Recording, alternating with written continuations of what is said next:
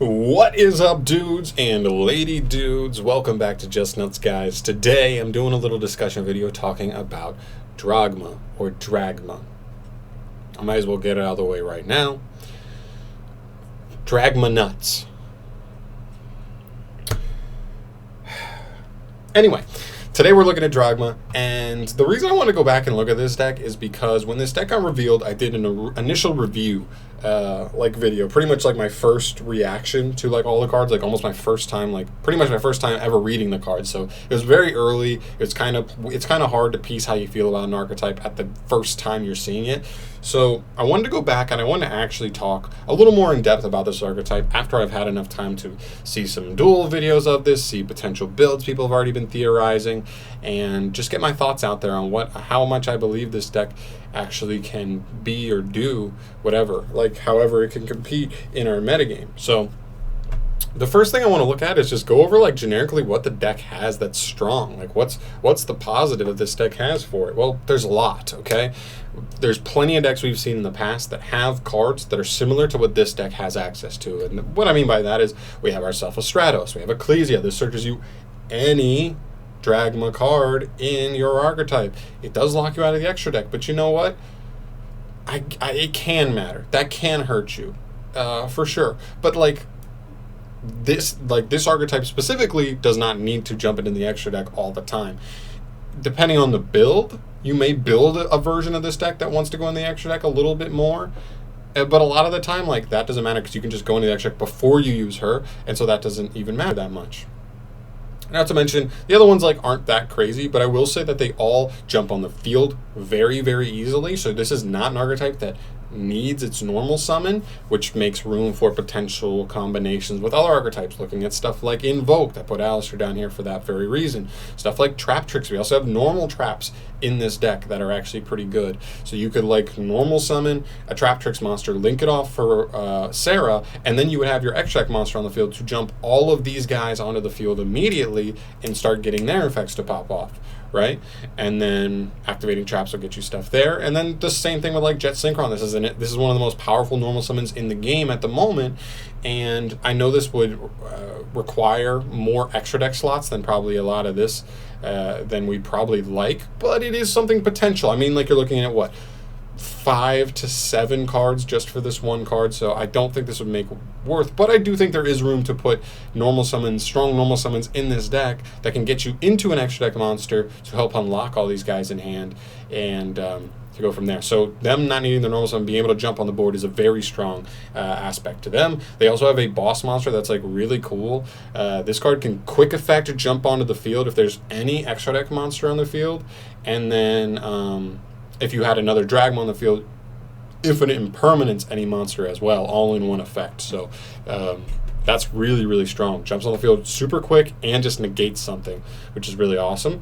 You have an incredibly versatile card in Maximus Dragma. Sometimes it's not versatile in how you need to get it out, so sometimes you need to be able to get stuff, a fusion, synchro, exceed, or link in grave early to get him live. But once he's live, man, he's like so good. You know, not only is he forcing your opponent to send stuff from their extra deck to the graveyard, which isn't always the best, admittedly. 100% is not always the best, because a lot of times if your opponent, once you drop this guy, your opponent knows that you're playing Dragma, so they know what cards are probably the least good versus your deck. And they're only sending 2, they're not sending more than that. If they send any more than that, then it might be a little better. But once you start resolving this twice or even like 3 times in a duel, you've probably won the duel. You've probably popped multiple cards, you've probably got multiple searches, and at that point, if your opponent has had to send 6 cards from their extra deck to the graveyard, that's when they're getting to the point, especially if they're an extra deck centric deck, where they're literally looking at it and they're like, wow, you know, the first 2 were like fine, but now I'm literally sending stuff that like I really am just having a hard time deciding, and this is utility I might need as we get further into the grind. Obviously, that's like a very grindy situation, but still, that can matter.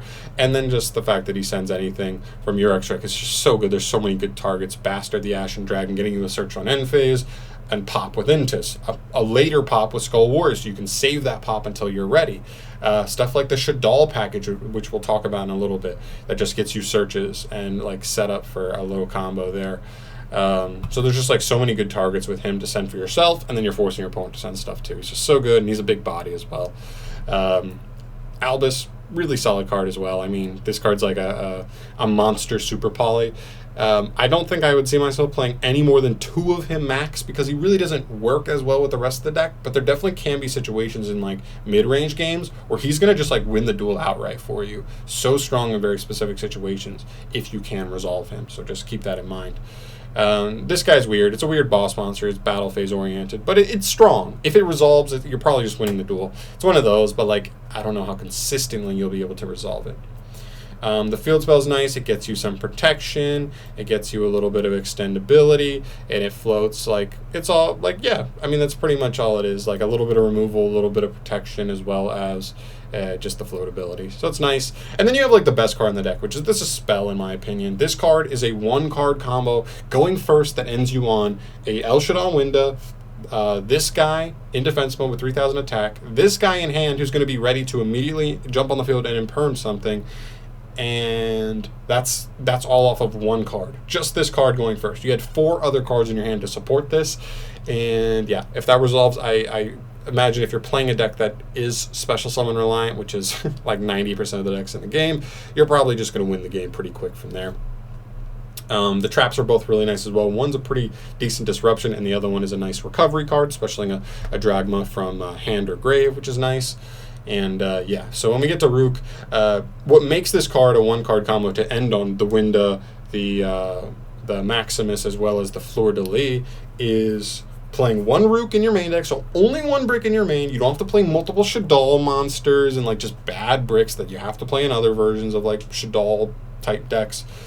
And then you have to play these 3 in the extra, which is Winda, Apkallone, and Construct. That's all you need, which is honestly not that bad in my opinion at all. So I think there's like a ton of tools. That's one of those things I will allude to in the next thing I want to talk about with Dragma, which is the deck is versatile. I think this deck, a lot of people right out the gate were saying like this deck could be a really solid like control deck, but one of those weird control decks where you actually want to go second. You want to let your opponent do stuff, and then you break through their stuff by special summoning your little ones for like, you know, for free, and then you're dropping your big boss monsters to negate stuff, to keep your opponent from negating you. You play some other going second type haymakers. Obviously this build right here is not really a big going second version, but like, you know what I mean? You could imagine you might be playing stuff like Lightning Storm, Evenly Matched, whatever you want to like assist, like mind control, those kind of shenanigans.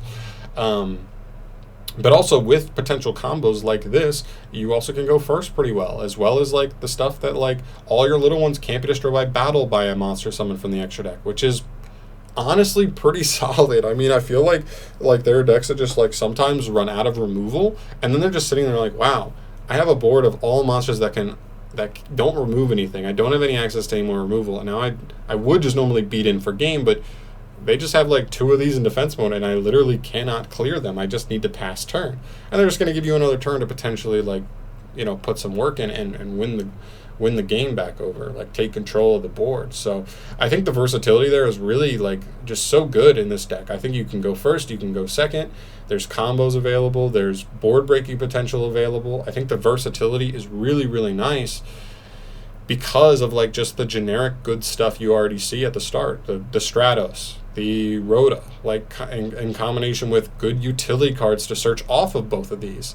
And I think that's where like you really just see this archetype have that true potential that I love to see. Now, I'm not saying this is going to be tier 1.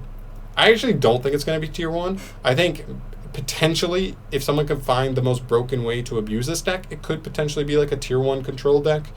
But I see this being more of like a rogue style deck, but like a good rogue deck that like a lot of people need to be aware of, because if they're not ready, they are just going to get slapped around by it. So yeah, I think the deck's incredibly fun. This is probably the most hype archetype for me, other than like, I don't know. The 2 things I'm most hype about right now as far as new stuff coming out is probably this archetype, as well as like to see what the new Charmer support is, because I want to do my damnedest to make Charmers a playable deck.